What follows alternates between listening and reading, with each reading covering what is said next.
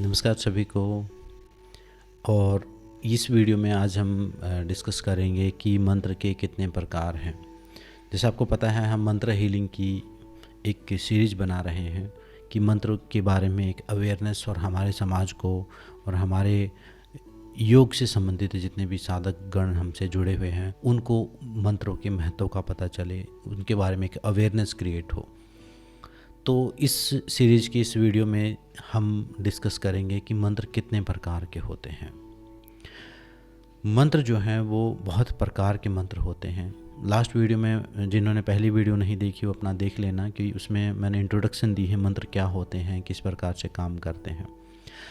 मंत्र जो है वो हमारे एंशिएंट भारत का की जो है ऋषियों की जो देन है, उनके बहुत सारे प्रकार हैं।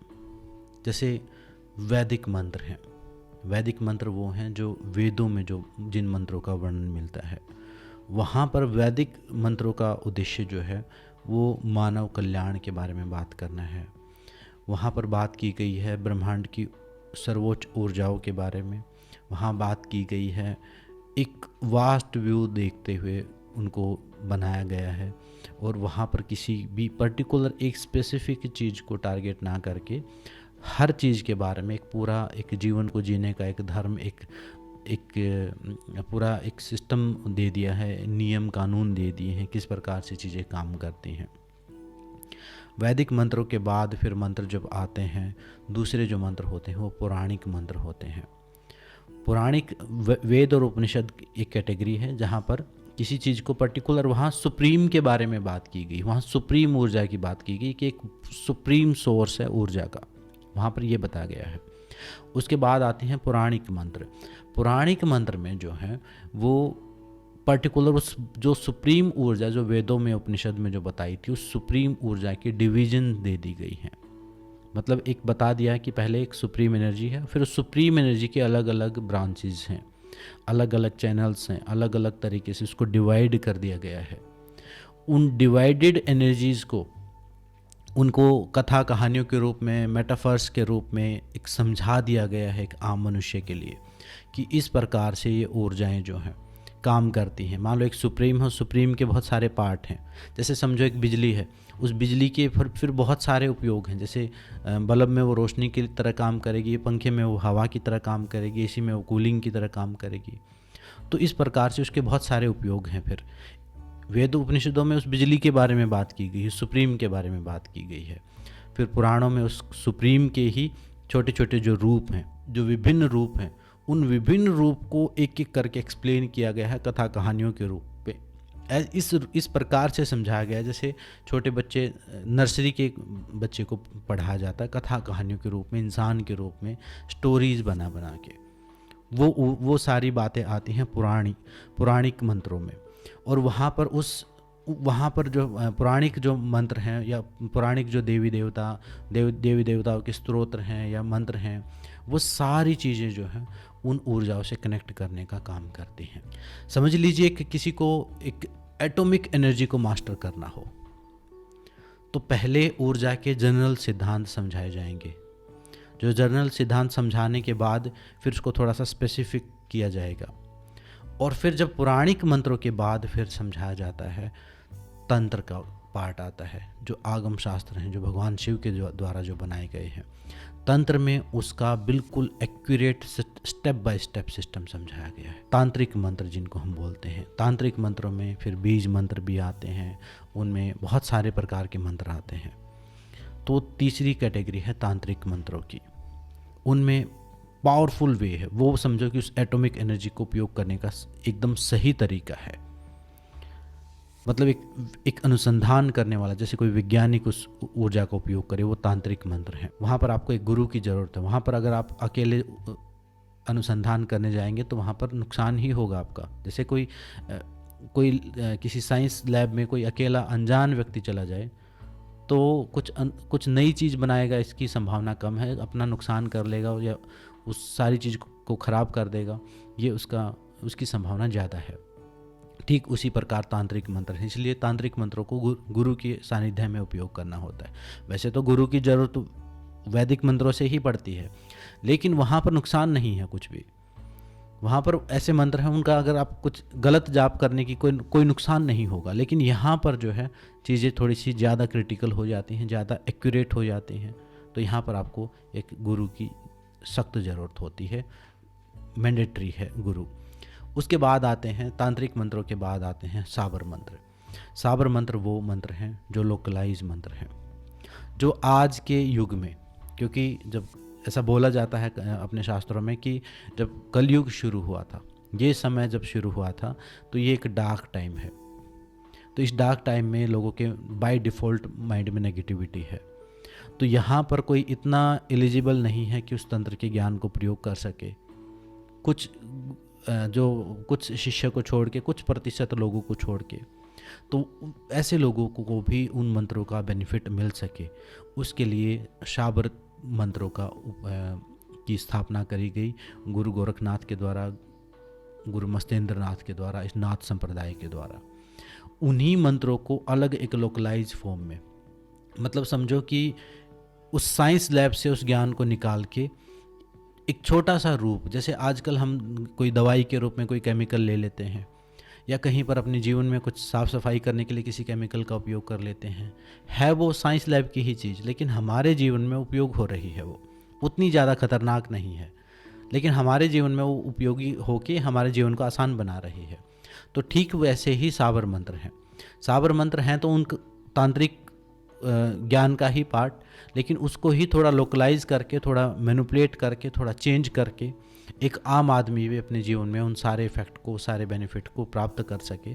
तो वो गुरु गोरखनाथ ने, गुरु मत्स्येंद्र नाथ ने उस पूरे विज्ञान को यहाँ पर भारत देश में और यहाँ के आसपास के एरिया में उस चीज़ को फैलाया।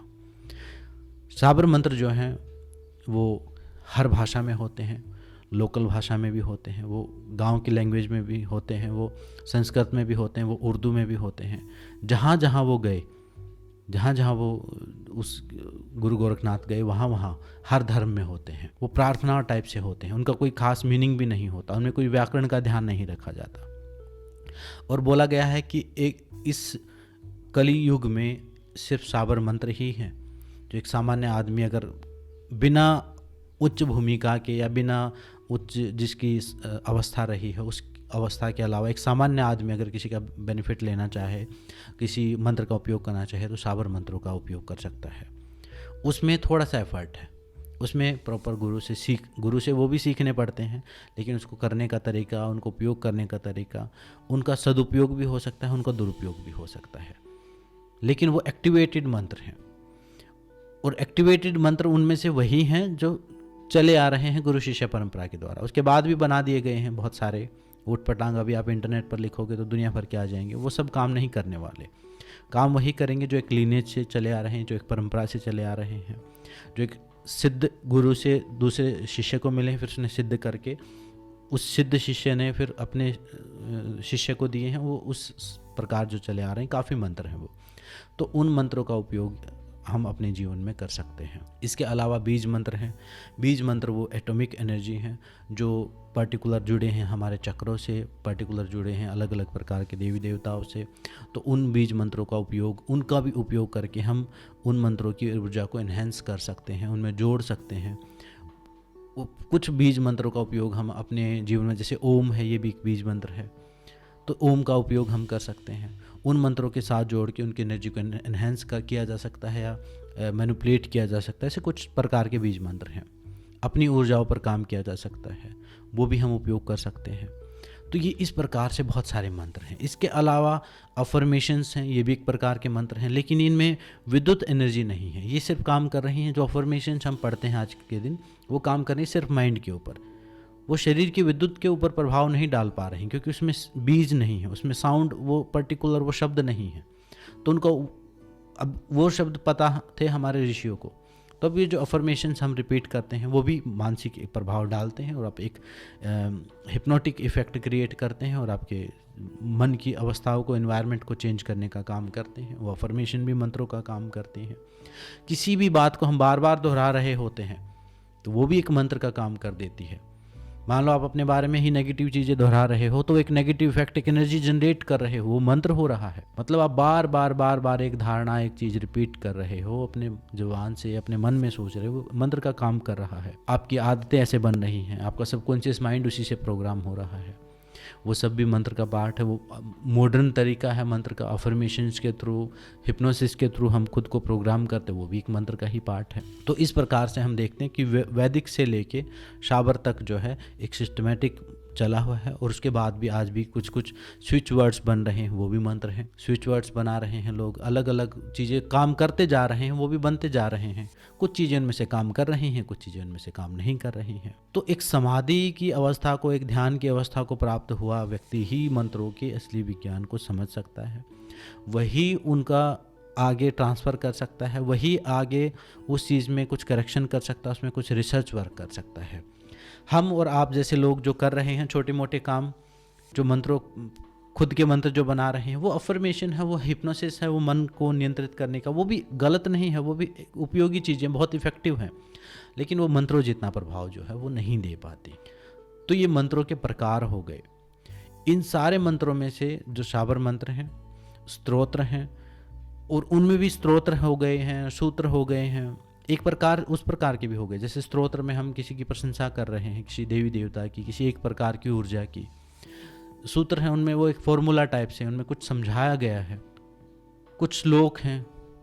तो ये डिफरेंट डिफरेंट प्रकार के जो कैटेगरीज हैं मंत्रों में, तो इनको हमें समझना होगा। और मंत्रा हीलिंग में हम शाबर में जो मंत्र आते हैं, बीज मंत्रों से संबंधित जो मंत्र आते हैं वो मंत्र, और कुछ सिद्ध मंत्र होते हैं। सिद्ध मंत्र ऐसे होते हैं जो किसी ने सिद्ध कर दिए हैं। मान लो एक वर्ड है, मान लो एक साउंड मैंने, या एक कोई लाइन मैंने दोहराई, एक लाइन को मैं दोहरा के उसको मैंने इतना एक्टिवेट कर दिया कि वो एनर्जी कनेक्ट हो गई उसके साथ। अब वो लाइन मैं किसी और को बता दूं तो वो उस लाइन का उपयोग कर सकेगा, उसकी सही तरीका उसको करने का, सही भाव उसको सिखाने का, एक प्रकार की उसको दीक्षा में दूँ। एक वीडियो में मैं आपको दीक्षा और इनिशिएशन का भी मतलब बताऊंगा। तो वो अगर उसको दे दिया जाए तो वो लाइन काम करना शुरू कर देगी। और अगर वो लाइन जुड़ी हुई है किसी बीज से भी, जुड़ी हुई है किसी देवी देवता से, किसी एनर्जी चैनल से भी, तो वो और पावरफुल तरीके से काम करेगी। तो इस प्रकार से ये मंत्र काम करते हैं और ये मंत्रों की कैटेगरीज हैं। तो इस वीडियो में इतना ही, मिलते हैं नेक्स्ट वीडियो में। सबका धन्यवाद, सबको नमस्ते।